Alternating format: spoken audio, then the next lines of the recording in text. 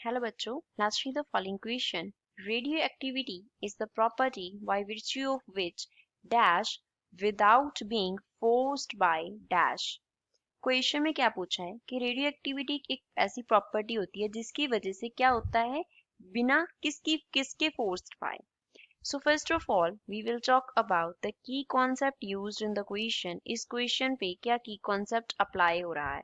तो यहाँ पे हमें बोला है कि रेडियो एक्टिविटी क्या होता है. रेडियो एक्टिविटी जो हैवी न्यूक्लियाई होते हैं वो अनस्टेबल फॉर्म से स्टेबल फॉर्म में आने के लिए क्या करते हैं, रेडिएशंस रिलीज करते हैं. रेडिएशन क्या करते हैं, रिलीज करते हैं. That is known as radioactivity. उसे हम रेडियो एक्टिविटी कहते हैं. क्या बोलते हैं, उसे हम रेडियो एक्टिविटी बोलते हैं. अब जो रेडिएशन रिलीज हो रहा है ये किसी भी एक्सटर्नल फोर्स की हेल्प से नहीं होता. Means external agency is not required. कोई भी ऐसा एक्सटर्नल एजेंसी रिक्वायर्ड नहीं होता जो रेडिएशन के लिए मींस रिलीज होने के लिए वहां पे प्रेजेंट होना हो. तो रेडियो एक्टिविटी जो है वो न्यूक्लियस अपने आप ही क्या करता है, रेडिएशन जो है वो रिलीज करता रहता है.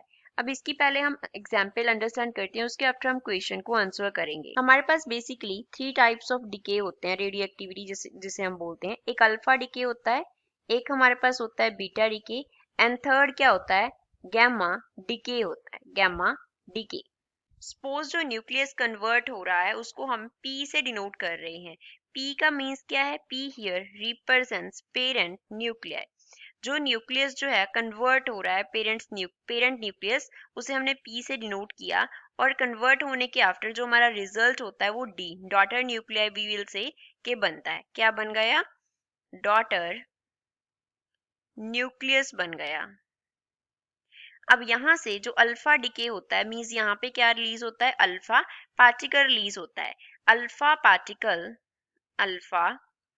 पार्टिकल क्या होता है, हीलियम का न्यूक्लियस होता है. हीलियम न्यूक्लियस होता है. हीलियम न्यूक्लियस मींस प्रोटॉन्स का नंबर जो है इसमें वो कितना होता है, 2. इसमें 2 प्रोटॉन्स होते हैं. एंड न्यूट्रॉन नंबर कितना होता है, न्यूट्रॉन्स भी इसमें 2 होते हैं. तो 2 न्यूट्रॉन एंड 2 प्रोटॉन का जो कंबाइंड फॉर्म है that is alpha particle. Helium nucleus इसमें डिके होता है. बीटा डिके, जब बीटा डिके अक्कर करता है तो तब पेरेंट न्यूक्लियाई जो है वो डॉटर न्यूक्लियाई में कन्वर्ट होता है by the release of a beta particle.